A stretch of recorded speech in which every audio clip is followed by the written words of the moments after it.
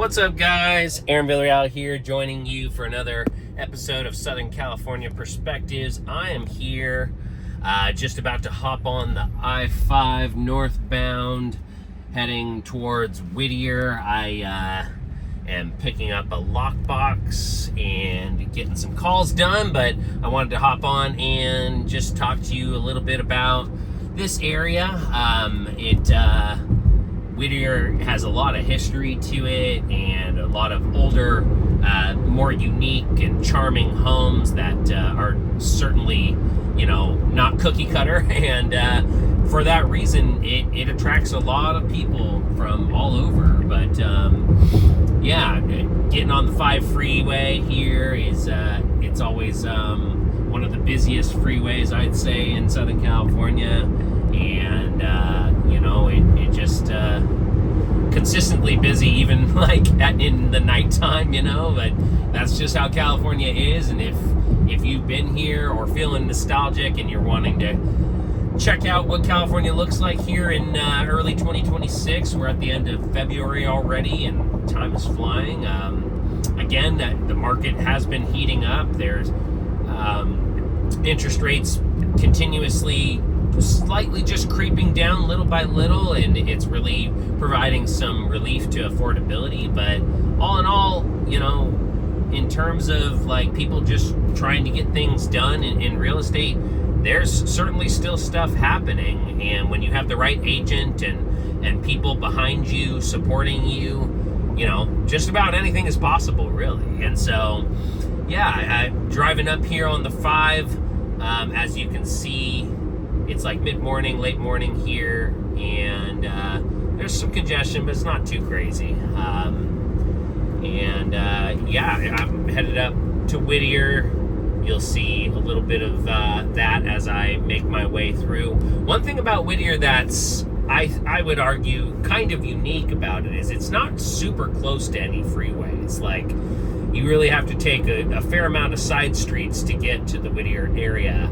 And of course, that's actually attractive to some people, because if you don't want any sort of freeway noise, Whittier can provide that. But if you want the convenience of being near a freeway for wherever you need to come and go to, then it might not be the right spot for you. But all in all, Whittier's cool. It's got a variety of different properties. It's got colleges as well, good coffee shops and restaurants, and lots of hiking trails and stuff all around, especially in the hills of it. And Whittier's a cool city. It's actually where I was born. I was born in the city of Whittier, but I grew up in Placentia, Yorba Linda, so not super right next door, but not far.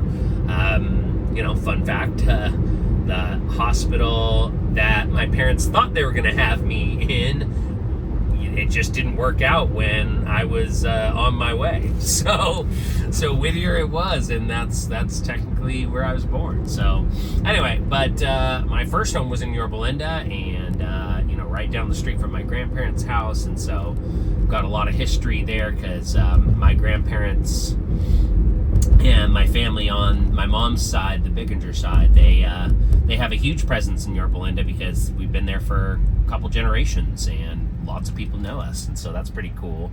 But on the other hand, I'm a Villarreal, as you guys know, and so that's from my dad's side of the family. And we've got roots here in Orange County for generations as well, specifically more so on the Placentia side. And so these are all my stomping grounds up in this area. And North Orange County, I would argue, is a little different than the vibes you might feel in South Orange County or even Central OC, like Irvine and Orange.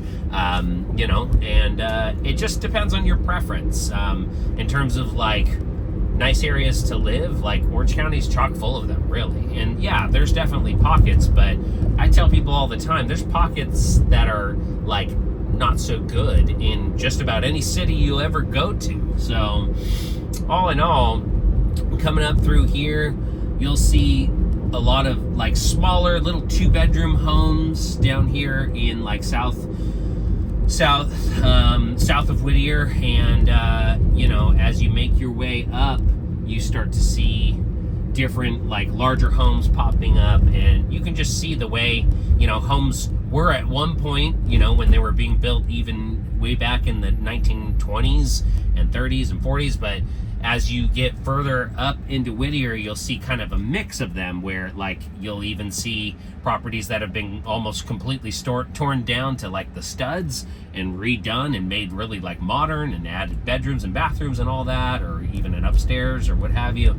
And so, you know, over time the properties have evolved in a way that makes it conducive for a variety of different demographics and people living in the area.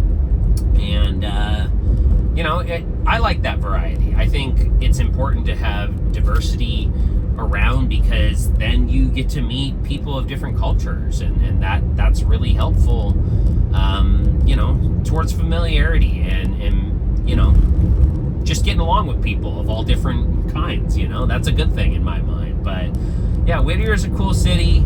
Like I said, it's got a lot of variety to it. It's got the colleges, it's got the cool uptown area, historic, which is where I'm headed right now, picking up my lockbox from one of my past listings I closed.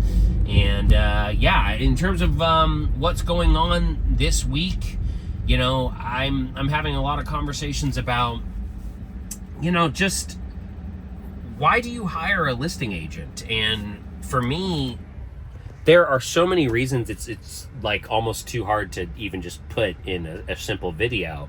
And so, you know, what I do as a listing agent to get your home sold is make sure you have all the resources you need to get things accomplished. Like if you've got to get the roof replaced or painting done on the interior and or the exterior, if you've got to get the home power washed, for instance, to get it really nice looking, I've got referrals for all that sort of stuff.